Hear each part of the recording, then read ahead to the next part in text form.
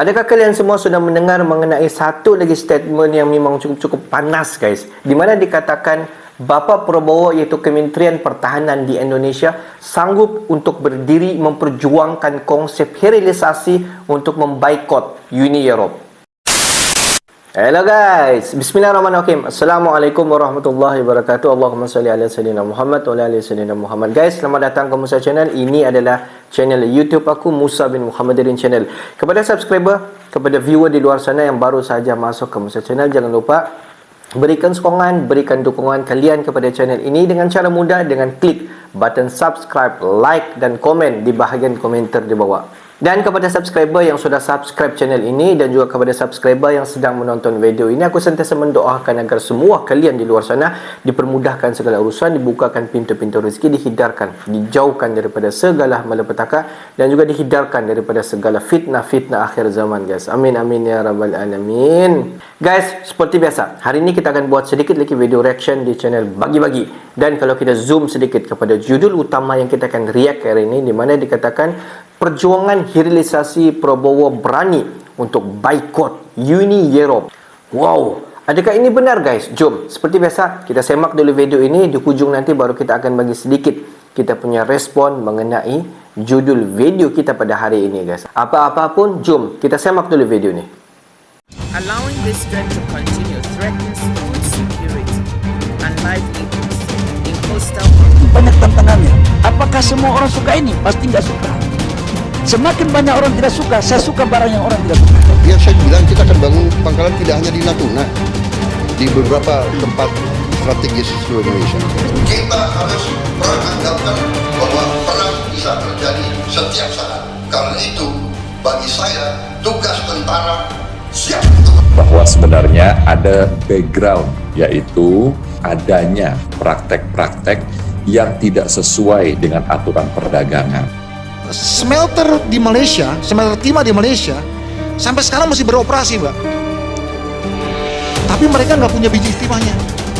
Mereka import dari Australia atau dari Myanmar atau selundupan dari Indonesia.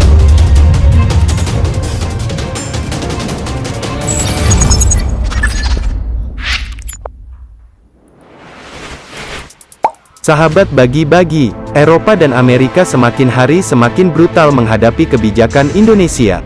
Kebijakan yang telah diambil oleh pemerintah, kini dijegal habis-habisan oleh ormas barat itu. Ormas terkuat di dunia ini, terus berikan sanksi kepada Indonesia, karena berani melawan mereka. Setelah kemarin, Amerika kucilkan kita, kini Eropa ikut-ikutan jegal sumber daya alam, bahkan, mereka mengajak India dan Korsel, lakukan investigasi kepada sumber daya alam Indonesia, di depan mereka mendukung, di belakang membendung kita. Sudah hafal dengan tingkah laku negara barat ini, mereka tidak mau melihat negara berkembang seperti kita, ikut menjadi negara maju. Ya sudah pasti, mereka lakukan segala cara agar kita gagal, namun santai saja, ada 1000 cara untuk menjadi negara maju. Kita jangan terlalu khawatir dengan ormas barat ini, lama-lama juga, ormas ini akan hancur karena resesi.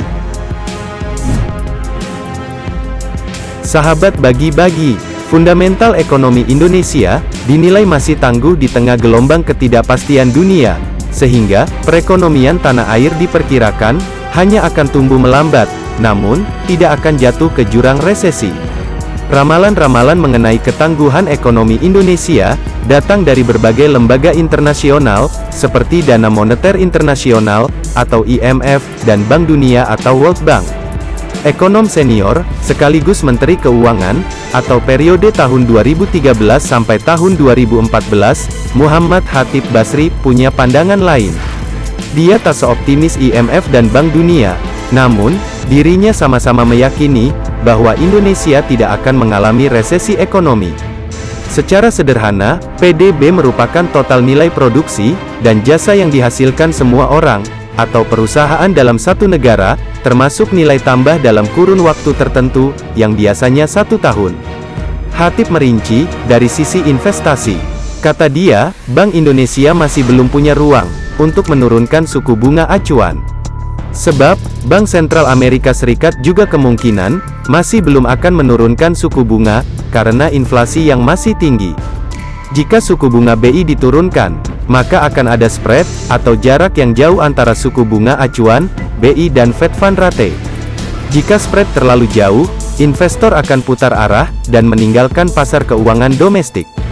Tingkat bunga yang masih akan tinggi, berimplikasi pada investasi yang kemungkinan juga akan slow down atau melemah. Datanya mulai terlihat dari realisasi pada 3 kuartal terakhir. Kemudian, dari sisi ekspor dan impor, di mana harga komoditas seperti batu bara dan CPO, yang banyak diproduksi di Indonesia, mulai mengalami penurunan dalam 6 bulan terakhir. Ditambah, pertumbuhan ekonomi global yang melambat. Sahabat bagi-bagi, IMF menilai, kebijakan hilirisasi perlu mempertimbangkan masalah analisa biaya dan manfaat. IMF mengingatkan, agar kebijakan hilirisasi tidak menimbulkan rambatan negatif bagi negara lain. Oleh sebab itu, IMF mengimbau, adanya analisa rutin mengenai biaya dan manfaat hilirisasi.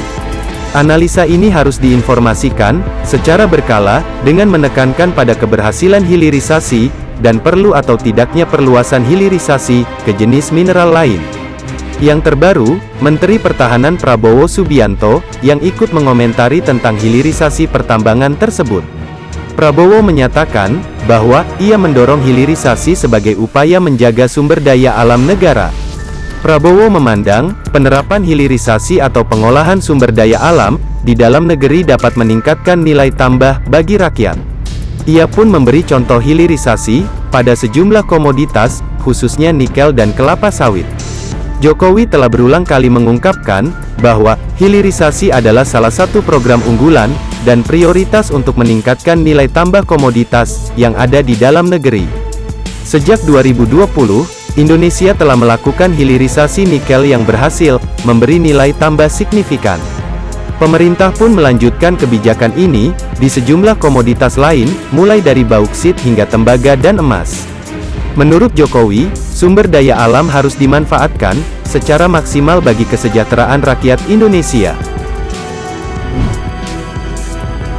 Sahabat bagi-bagi, dengan adanya kendala dari Uni Eropa dan Amerika, hilirisasi pertambangan Indonesia menghadapi tantangan serius, dalam mencapai tujuan pengembangan industri yang lebih maju. Indonesia perlu melakukan langkah-langkah strategis untuk mengatasi trade barrier yang diterapkan oleh negara-negara tersebut, serta mengembangkan teknologi dalam negeri guna mengurangi ketergantungan pada teknologi asing. Bagaimana menurut kalian?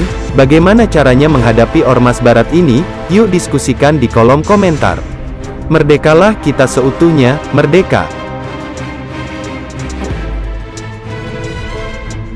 Hurra!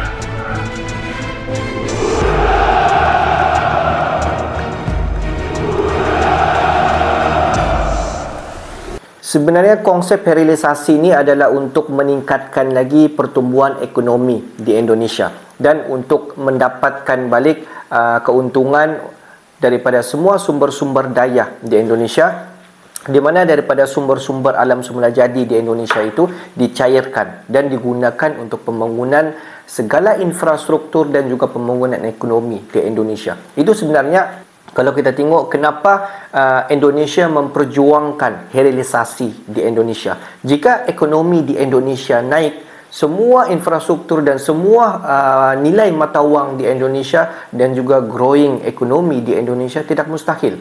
Dikatakan pada selewatnya pada tahun 2030-2040, ekonomi Indonesia ditargetkan akan menjadi 5 terbaik di dunia, guys. Kalau kita berbalik kepada tajuk utama kita pada hari ini, di mana dikatakan Kepala Kementerian Pertahanan di Indonesia, iaitu Menteri Prabowo, di mana beliau dikatakan di mana setuju untuk perjuangan hilirisasi dan sanggup untuk membaikot Uni Europe. Sebab kalau kita tengok menurut daripada video sebentar tadi, di mana Bapak Prabowo setuju ataupun mahu konsep hilirisasi ini Indonesia perjuangkan. Jadi kita dapat nampak semua menteri-menteri di Indonesia, semua kementerian-kementerian di Indonesia tahu tentang apa sebenarnya hilirisasi dan untuk apa hilirisasi itu diperjuangkan. Sampaikan Menteri Pertahanan Indonesia, Bapak Prabowo sanggup untuk membaikot Uni Europe untuk memperjuangkan hilirisasi di Indonesia, guys. Jadi guys, adakah kalian di luar sana faham mengenai konsep perjuangan sterilisasi yang diperjuangkan oleh Indonesia selama 2-3 tahun kebelakangan ini? Okeylah guys, untuk hari ini sampai di sini saja sedikit information daripada Musa Channel, dan kepada subscriber, kepada viewer di luar sana yang belum lagi klik button subscribe, please guys, klik button subscribe, like dan komen di bahagian komentar di bawah. Akhir kata daripada Musa Channel, thanks for watching my video. Assalamualaikum warahmatullahi wabarakatuh guys. See you the next video guys.